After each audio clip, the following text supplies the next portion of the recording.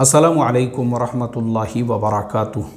मोहतरम भाइयों, बुज़ुर्गों, दोस्तों, कैसे हैं आप लोग? सब खैर व आफ़ियत से है ना?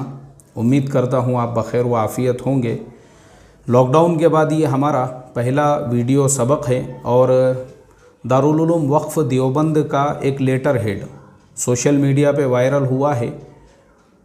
हज़रत मौलाना मुफ्ती मोहम्मद सुफियान साहब कासमी दारुल उलूम वक्फ़ के जो मुहतमिम हैं, उन्होंने उस ऐलान के ज़रिए से ये इत्तला दी है कि अल्हम्दुलिल्लाह गुज़िश्ता साल जो 1.5 साल से हमारे मुल्क में लॉकडाउन चल रहा है और गुज़िश्ता साल दारुल उलूम वक्फ़ ने यह फ़ैसला लिया कि लॉकडाउन के दरमियान तलबा के तालीम का हर्ज न कराते हुए ऑनलाइन तालीम का सिलसिला जारी किया जाए।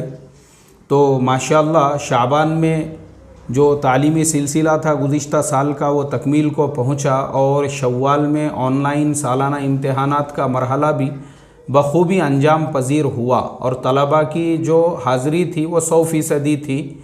इसी तरीक़े से जो इम्तिहानात के नताइज थे वो भी ऑनलाइन जो है नशर कर दिए गए ताकि तलबा अपने रिज़ल्ट्स को भी देख सके। तो ये जो ऐलाननामा है ये बहुत ही ज़्यादा काबिल तारीफ़ है, काबिल तहसीन है। और सबसे पहले तो हम हज़रत मौलाना मुफ्ती मोहम्मद सुफियान कासमी साहब जो दारुल उलूम वक्फ़ के मुहतमिम हैं, उनको बहुत बहुत मुबारकबाद देते हैं इस सिलसिले में कि उन्होंने हालात के मद्देनज़र, देखो असल जो नब्बाज़ होता है, जो बसीरत यानी जिस मुहतमिम में बसीरत होती है वो फ़ौरन फ़ैसले लेता है, वो सोचते नहीं बैठता है। वो सिर्फ़ ये सब चीज़ों में अपना वक्त ज़ाय और बर्बाद नहीं करता है कि शायद 15 दिन बाद कुछ लॉकडाउन खुल जाए या महीने भर के बाद में। लेकिन जो नब्बाज़ होता है, नब्बाज़ और जो बसीरत जिसको अल्लाह दे अता फ़रमाते हैं, वाक़ई में भी वो इंसान फ़ौरन फ़ैसले लेता है। और वाक़ई में भी मुफ्ती मोहम्मद सुफियान साहब कासमी का जो फ़ैसला था काबिल तहसीन, काबिल सताइश, काबिल तारीफ़ और काबिल अमल है कि दीगर मुहतमिमीन उन्होंने भी इससे सबक लेना चाहिए। क्यों तलबा के तालीम का नुकसान कराया जाए? क्यों?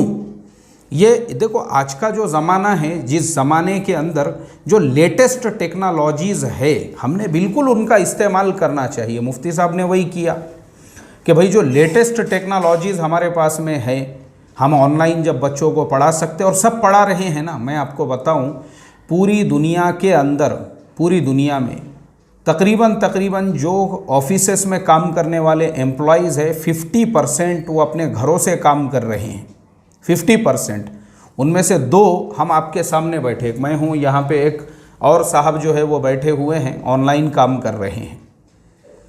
तो पूरी दुनिया के अंदर और ऑनलाइन काम का सबसे बड़ा फ़ायदा ये हुआ कि कंपनियों को प्रॉफिट बढ़ गए उनके, और उनका जो मेंटेनेंस था वहाँ का, बिजली का, पानी का और ऑफिसेस के पार्किंग वगैरह का, वो सारा बचा हुआ है। खुश है वो लोग इस अमल से कि अच्छा हुआ कि ये ऑनलाइन जो काम चल रहा है, वर्क फ्रॉम होम, इसकी वजह से हमारा मेंटेनेंस बच गया। तो ऐसे ही हम जो अहले मदारिस है, क्यों हम अपने तलबा का, जब पूरी दुनिया के स्कूल्स की तालीम ऑनलाइन हो रही है, कॉलेजेस की तालीम ऑनलाइन हो रही है, माशाल्लाह मुफ्ती मोहम्मद सुफियान साहब ने वक्त को, हालात को सामने रख कर इमीडिएटली जो फ़ैसला लिया, हम भी ऑनलाइन पढ़ाएंगे, काबिल तारीफ़ है वो। मैंने देखा और भी कुछ लोगों के ऐसे ही लेटर हेड पे उनके बयानात देखा। कुछ लोग जो है ऑनलाइन तालीम के जो ख़िलाफ़ थे, वो बेचारे जो है असल में पुरानी एक अजीब अपनी अलग दुनिया में जी रहे हैं। वो इस दुनिया में है ही नहीं वो बेचारे। क्या करेंगे अब? ऐसे लोगों को हम समझा नहीं सकते हैं, उनको ये बता नहीं सकते हैं कि अल्लाह के नबी सल्लल्लाहु अलैहि वसल्लम के ज़माने की सबसे लेटेस्ट जो टेक्नोलॉजीज़ थी, आपने उनका इस्तेमाल किया। ये मिलता है हमको अहादीस में। ख़त उस ज़माने की एक लेटेस्ट टेक्नोलॉजी थी, आपने उसका इस्तेमाल किया और दुनिया के सारे बादशाहों को अपने खतूत भेजे। उसी की बरकत है कि आज भी रोम के अंदर, इटली में, हमारे नबी सल्लल्लाहु अलैहि वसल्लम का ख़त सोने के फ्रेम के अंदर लगाया हुआ है। आज भी ये हमारे नबी सल्लल्लाहु अलैहि वसल्लम की सुन्नत। आपने जो हुक्म दिया, चीन जाओ, चाहे चीन जाना पड़े, तो आप मुझे बताओ, जो चीन जाने का हुक्म दिया तो चीन में कौन से कुरान, हदीस, तफसीर और फ़िक़्ह की तालीम मिल रही थी? लेकिन जो लेटेस्ट टेक्नोलॉजीज़ थी उसके इल्म को सीखने के लिए चीन जाने का हुक्म दिया। और ऐसा सिर्फ आज ऑनलाइन तालीम के ज़माने में नहीं हुआ है। अगर हम थोड़ा सा तारीख़ में पीछे जाकर देखेंगे, हमको मिलता है जिस ज़माने में नया नया प्रिंटिंग प्रेस आया था उस वक्त भी ऐसे कुछ लोग मौजूद थे। जब उस्मानी खिलाफत ने यह फ़ैसला लिया कि कुरान करीम के नुस्ख़ों को प्रिंट कराया जाए, तो कुछ लोगों ने वहाँ पे भी फतवे दिए थे कि कुरान करीम को आप प्रिंट नहीं करा सकते, वरना उसका प्रिंट कराना तो हराम और नाजायज़ है। ऐसे फतवे उस ज़माने में निकले हैं। ये जो माइक है, माइक और लाउड स्पीकर, आप देखो किताबों में आपको मिलेगा कि जब नया नया ये जो माइक और लाउड स्पीकर का निज़ाम आया था, इसके ख़िलाफ़ फतवे है। इसके ऊपर नमाज नहीं होती है, इसको आले मुकब्बिरुस सौत कहते थे। इसके अंदर नमाज नहीं होंगी क्योंकि इसमें आवाज़ जो आती है वो बदल कर आती है। इस तरह के फतवे उस ज़माने में भी आए हैं। और आज से 30-40 साल पहले जब हमारी इंडियन गवर्नमेंट ने जो न्यूज़ चैनल से, यानी जो मीडिया है, मीडिया को आज़ादी दी और कहा कि भाई प्राइवेट लोग भी अपने चैनल बना सकते हैं, उस वक्त भी कुफ्र के फतवे दिए गए कि अपना न्यूज़ चैनल नहीं बना सकते।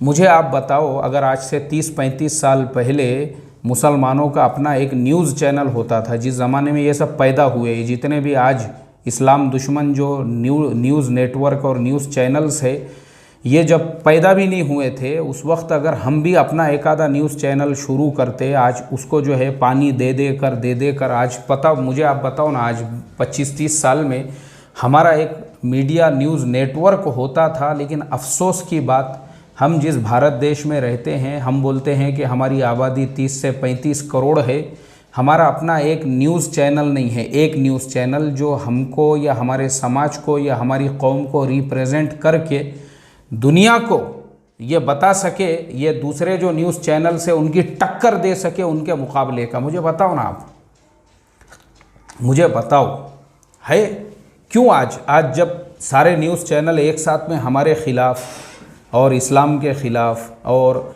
हमारे मदारिस के ख़िलाफ़ और उलमा के ख़िलाफ़ जब एक साथ में भोंकना शुरू करते हैं, हमारा एक भी न्यूज़ चैनल ऐसा नहीं है जिसके अंदर हम अपना दिफा कर सके या रियलिटी दुनिया को बता सके उनके टक्कर का।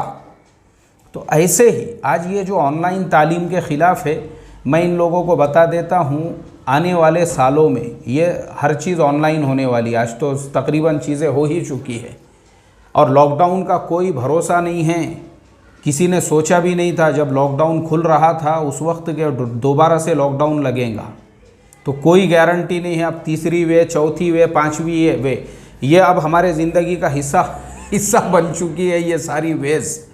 तो इसके लिए ऐसे जो हमारे दानिशमंद अकाबिर है, उलामा हैं, मुफ्ती मौलाना मोहम्मद सुफियान कासमी साहब जैसे दानिशमंद दूर अंदेश लोग हैं, वाकई में भी ऐसे लोगों को ही दूर अंदेश, दानिशमंद, बसीरत वाले लोग कह सकते हैं, जिन्होंने फ़ौरन फ़ैसला लिया दारुल उलूम वक्फ़ ने। तो वाकई में भी दारुल उलूम वक्फ़ का ये फ़ैसला काबिल सताइश है और इंशाअल्लाह दारुल उलूम वक्फ़ को जब भी किसी भी किस्म के ताउन की ज़रूरत पड़ती है, हम बिल्कुल दारुल उलूम वक्फ़ के साथ में खड़े हुए हैं और हमारी दुआएं हैं मुफ्ती मोहम्मद सुफियान कासमी साहब के लिए। अल्लाह ऐसे ही दानिशमंद फ़िरासत वाले जो रहनुमा हैं वो हमारे हर मदरसे को, हमारे हर तंजीम को, हमारे हर मूवमेंट को अता फ़रमाएँ और अल्लाह हर तरह के शर से, फितन से, ज़रर से मौलाना सुफियान साहब की और दारुल उलूम वक्फ़ की और वहाँ के असातिज़ा तलबा की हिफाजत फ़रमाएँ और हमारे ऐसे ही तमाम मदारिस को जो मेन दारुल उलूम है वो भी हमारा अपना ही है अल्हम्दुलिल्लाह, वहाँ के लिए भी हमारी दुआएं हैं। अल्लाह ताला वहाँ भी और उसके अलावा तमाम मदारिस जो हमारे हैं वो सब हमारे अपने हैं। लेकिन मैं तमाम अहले मदारिस से यही कहूँगा, हालात के एतबार से बदलो अपने आप को, चेंज करो अपने आप को और फ़ौरन ऑनलाइन का जो सिस्टम है, जब तक के गवर्नमेंटों की तरफ से ये लॉकडाउन का कुछ भरोसा नहीं है, हम फ़ौरन फ़ैसले पेंडिंग में ना रखें। वरना मैं देख रहा हूँ जो तलबा जिनकी तालीमें, कल ही मेरी एक सरपरस्त से मुलाकात हुई, वो कहने लगे मौलाना बच्चे यानी ये इंतज़ार में कि अब मदरसे से कॉल आएगा तब आएगा, बोले पूरा साल बर्बाद हुआ, बाइक के ऊपर पूरा साल उसने अपना बर्बाद कर दिया, अल्लाह हिफाजत फरमाए। तो इसके लिए दूसरे अहले मदारिस ने भी इससे सबक लेना चाहिए और इमीडिएटली फ़ैसले, इमीडिएटली। अल्लाह हमको अमल की तौफ़ीक़ अता फ़रमाए। अस्सलामु अलैकुम व रहमतुल्लाहि व बरकातुहू।